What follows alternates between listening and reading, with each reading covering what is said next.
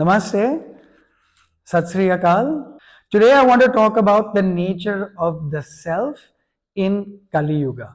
In the former video, I introduced the yugas, and when introducing Kali Yuga, I said that the pathway of Kali Yuga, as explained by Patanjali in his Yoga Sutras, as explained by Pai Gurdas, a Sikh scholar from the mid 1500s, he said that yoga is a practice of polishing the mirror and cleaning the windows.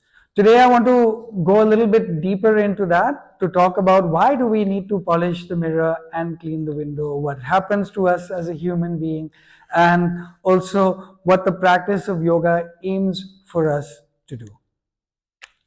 I would like to first start by recognizing that within each of us there is something called an I am consciousness. For example, my name is Raj. No matter what I do in this life, when I walk somewhere and somebody says, Raj, I'm going to turn around and see them. And I don't know of any guru, Baba, enlightened beings such as the Dalai Lama that does not respond or turn when they hear their names. Because of this, there is an I am consciousness in everybody, regardless of where we are in the spiritual path. Whether that I am consciousness is healthy, unhealthy, whether that ego is manifest and lost in its own world or open, it changes not the fact that everybody has an I am consciousness. And in the Yoga Sutras, Patanjali gives the name for this. Perhaps the name exists before the Yoga Sutras as well. Actually, these type of names go back all the way to Kapila Muni's Samkhya philosophy, which is a very complicated philosophy that perhaps in one of the future videos, I might just take that deep dive. But this name of the I am consciousness, there is a name and it's called Ahamkar. That's all. It just defines the person. For example, I see these hands grow older every year. I travel the planet, I gain experiences. This is my life. This life has a name. My name is Raj. And what I have done, this becomes a part of who I am. This is my I am consciousness. As simple as this. My I am consciousness is usually taken over, and this is true, taken over by my emotional mind, my reactive mind. What it means to react? Well, if somebody says, hey Raj, you look good today, I go, oh yes, thank you. Somebody says, oh Raj, you're not looking so nice, and maybe they say something not good about me, maybe I will start to feel, oh, I don't want to be around that person, they are not so nice. Or perhaps I park my car somewhere and somebody says something and I might not be very happy with it. So I am constantly reacting to the world around me. And if I'm being very, very, very honest, every single person in this world is a result of all the reactions they have given to the world outside. Let me repeat it again. Who you are, who I am, who everybody is a result of our constant reaction to the world outside. We received something, we reacted in a way. This action-reaction cycle builds the world around me, builds the world around you, builds the world around each individual. Okay, so we have a emotional reactive mind, and there's a term for this emotional reactive mind. It is referred to as manas. Manas, okay? I'm not going deeper. If you join me on my philosophy classes, we will go a lot deeper into this. But for here, we're just going to give the term out. Also, in each and every one of us, we have the ability to discern or discriminate between the complexities of an idea, whether this particular situation should require this reaction, that reaction, or we can understand, oh, what that individual is doing is this. We have the ability to look further than just a quick reaction. We have the ability to discern the information. For example, if somebody comes to me and says 4 plus 4 is 7, I can pause and say, wait. That doesn't quite work. Now, I'm using a very low hanging, simple explanation here, but I think it suffices for me to say that we have an intellect in us. We are designed with an intellect to discern right from wrong, to discern good from bad, to discern true from untrue, to discern primarily dharma from adharma. So we're constantly looking and discerning the world around us. We have that intellect, and that intellect also has a name. It is called the buddhi. These terms come from a philosophy called Sankhya, which is later updated to what we call Advaita Vedanta. Now, I'm not going to go into the Advaita Vedanta, but I am going to say that between the Ahamkar and the Manas, between the Ahamkar, the I am consciousness, and the emotional reactive mind, we have a nature in us. And I'm taking out all this from the Bhagavad Gita. This is not like my original work or anything like that. Between the I am consciousness and the emotional reactive mind, we are actually not different from the animal kingdom. What I mean that if I were to look at the nature that comes from us over here, right? If I was to look at an animal, say a cow, say a monkey, say a fish, these animals, a tiger as well, their day is spent with the primary object of looking to feed themselves. The whole day, the animal looks for food.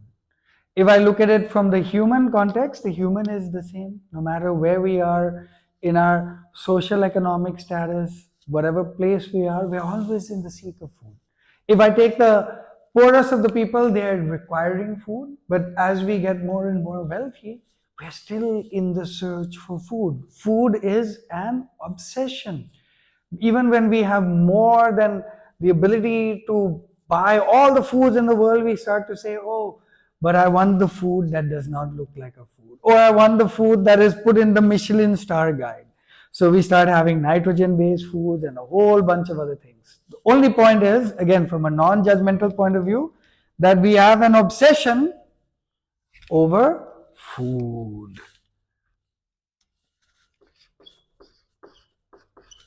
Then we have another obsession. Again, not separate from the animal kingdom. The animals, they need a place to rest in the night. The rabbit will burrow a hole, the mole will go underground, the tiger, the lion, the bear, they might look for a cave or a place to stay. The herding animals, they will find a field where they can stay close together, away from threats. The tiny animals like the birds, they will find a nest high up in the trees or in the little holes. Everybody is looking for a place where they can rest at night so that they can rest in some level of security. The same desire is found in humans. We build the houses, we find a space, we look for neighborhoods.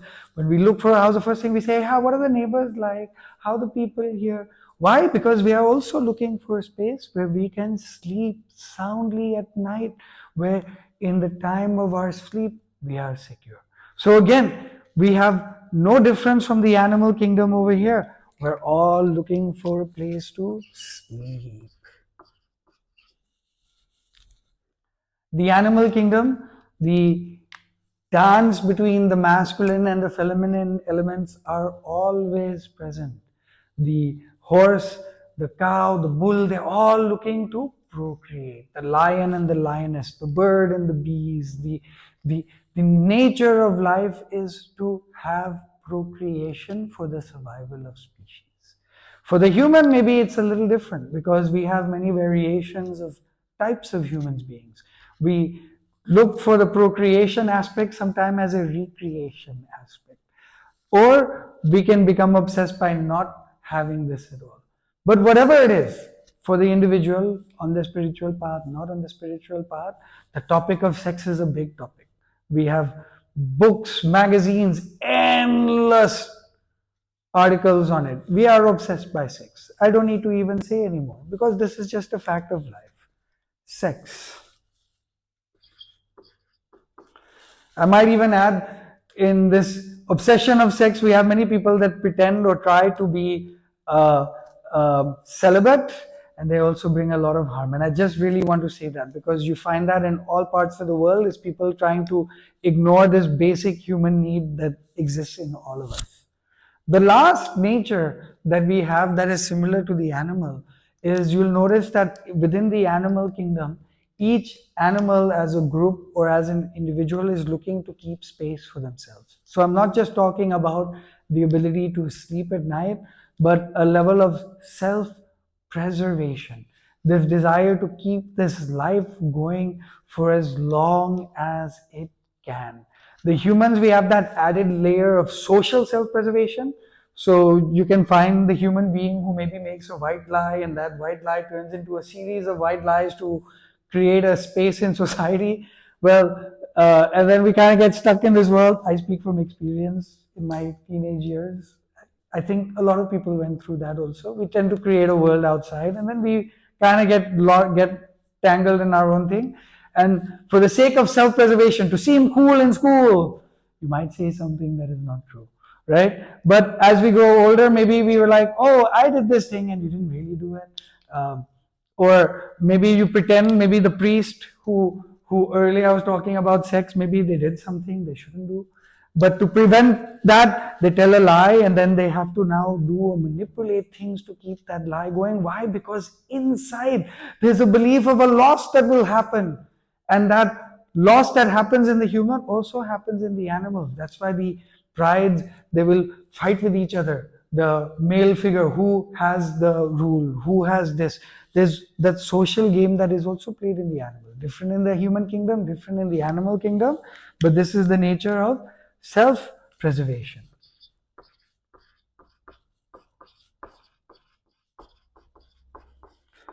And in and even for myself, to create content, to be in this world, to want to provide something in this world, I also want to bring something in here.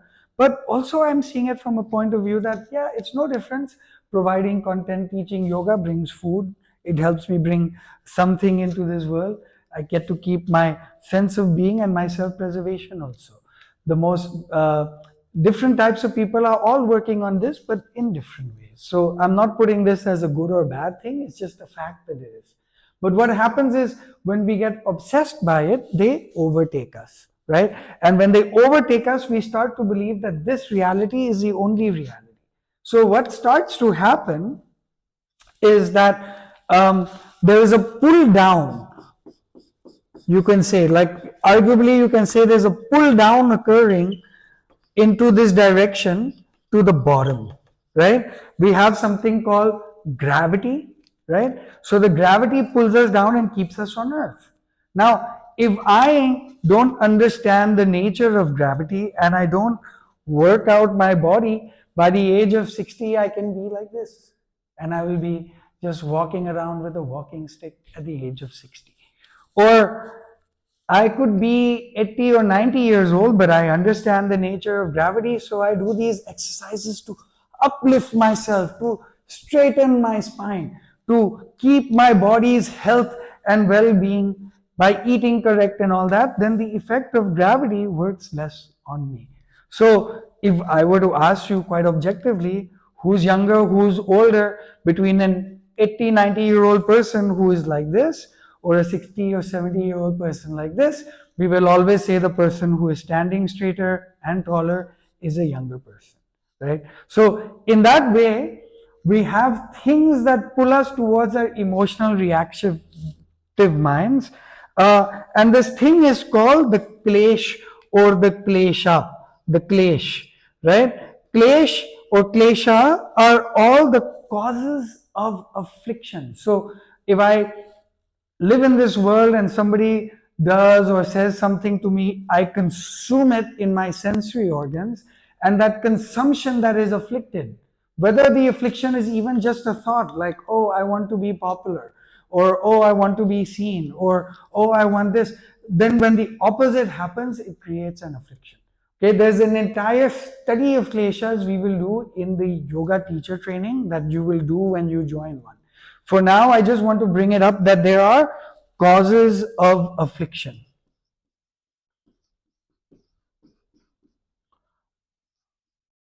Affliction. And the causes of affliction create suffering. And when we are suffering and we're lost in these obsessions, so now I'm a being that is suffering and I'm lost under the obsessions of food, sleep, sex, and self preservation.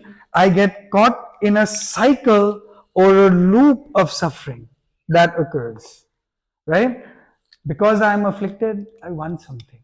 And because I want something, I look at the world and I say, oh, that person, they get the tasty food, I want that food. The person above me is looking above and saying, oh, I want that. And we are all just mimicking one another, creating the reality of life. This constant loop from suffering to obsession to suffering to obsession, this loop creates a web of illusion. And that web of illusion has a name. That web of illusion is called Maya. It is a web of illusion. By saying it is a web of illusion, I don't mean that it is fake, right? So when something is fake, actions don't have consequences. Okay, this is fake, this is illusion. I can go and kick somebody, and there's no consequence to my action.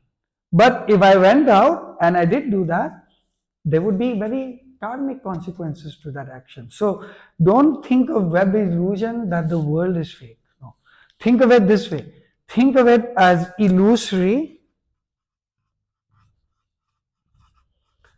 and apparent. Meaning that it is illusory, it is half real. Why? Because the reality of the world is dependent upon my perception of it.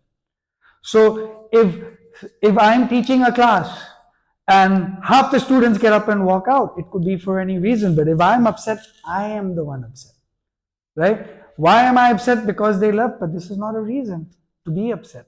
It's because I have a suffering created from my reactive mind that maybe feels, oh, they left me, and my self-preservation, my value of self drops and I react. So my reaction has nothing to do with why they're leaving. Perhaps they left because there's a message that came to them that they have to go do something more important at that moment. But being ignorant of that, I could get into my own obsession and think, oh, these people, or I either reduce my value and I'm stuck in this web, right? So it is illusory, but it's apparent because it's right there in front of me. It's apparent because everywhere you look, a form of Maya is there. So Maya is not good, not bad. Maya is illusory and apparent. Apparent meaning that you can't exactly run away from it. You can't exactly go away from Maya because Maya stems from within us.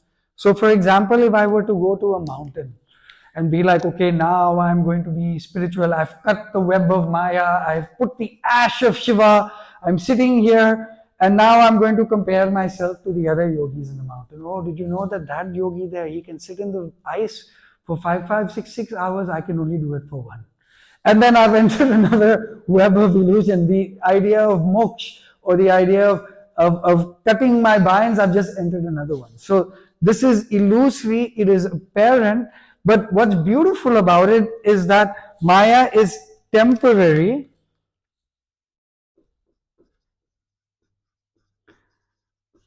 It is also changeable. And this is the key of it, that the Maya is changeable because I can change myself. I can work on myself. And this is the beauty of knowing that it is illusory. That means that today's reality is not going to be tomorrow's reality. If I build a change from within, then the tomorrow reality can slowly change. And when we change, it's not like today I change, tomorrow, 1 week later, why is this not? No. This is a long process that you do day by day, every single day, for months, maybe even years, actually years and years. And then suddenly you sit and you reflect on your life and you think, wow, so many changes have come. Yeah. So this is the obsession. We have a clash. This creates the suffering. The loop between the suffering and the obsession make us blinded by the Maya. Blinded by the Maya means that we start to think that this reality is the only reality. But the truth is, and what yoga teaches us, is that we can actually swim against this reality towards another being, the being that is the highest self. And I'm going to draw two lines here. I'm going to draw two lines here because it requires effort. But not just any effort, it requires twice the effort. So what we are trying to do is we are trying to reach our higher self. What is the higher self? A place where we act from a space of love, where we act from our nature, where we act using our minds. We reflect upon reality, we reflect upon insight, we perceive the world as clear as possible, and we take away all the illusions of reality, looking at our own self from a self and space of love. Then from the space of love, the obsessions start to diminish. And we become more in our own nature.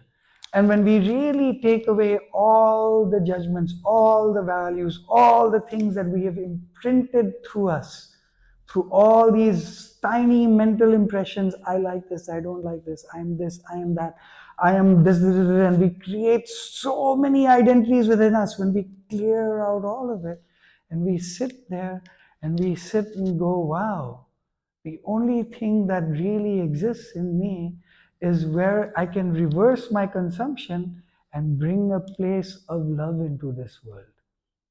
I'd like to also quote the 10th Sikh Guru. Of course, I'm a yoga teacher, but I am highly influenced by the teachings of the Sikh Gurus. And there's a beautiful word that the 10th Sikh Guru says, Guru Gobind Singh, he says, Jin prem kiyo, tin hi prab payo. The one who has loved, that person has experienced the God. Without the love, what is the experience of God? It is an intellectual pursuit. It is a judgmental pursuit. Oh, look, you prayed wrong. You did this wrong. But when you have love and sincerity, you just see that love and sincerity in the world.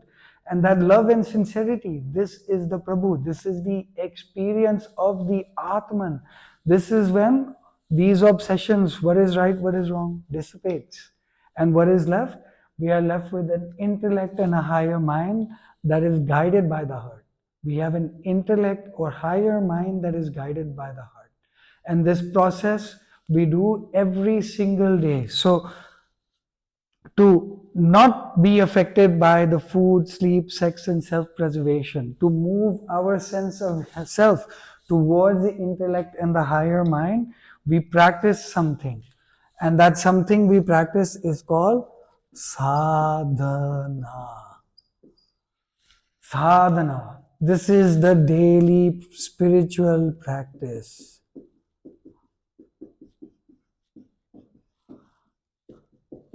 The daily spiritual practice. For the yogi, the aspiring yogi, this is influenced by two of the limbs of yoga called yama and niyama. Okay? For the aspiring yogi, this is influenced by yama and niyama.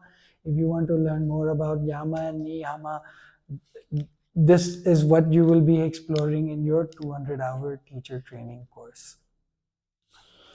The yama and niyama guides the sadhana, guides us so that we can bring more discernment into our life, more intellect in our life, so that we are not constantly reacting, followed by reaction, but rather we can use the effort to move to our highest self, and that highest self has a name, it's called Atman. And the pathway to get there is to remove as many internal identities we have built over time and get ourselves to a space of love and loving kindness and consciousness that can move from that love, where we reverse the consumption of the world and we bring something into there that is love and light. I hope you have enjoyed this video, and if you would like to learn more about yoga philosophy, you can contact me or contact Ananda Yoga and Detox. Once again, thank you to Ananda Yoga and Detox for filming these videos, and you for watching. Do get in touch if you have any other questions. We will have further videos on the study of yoga. Namaste. Satnam.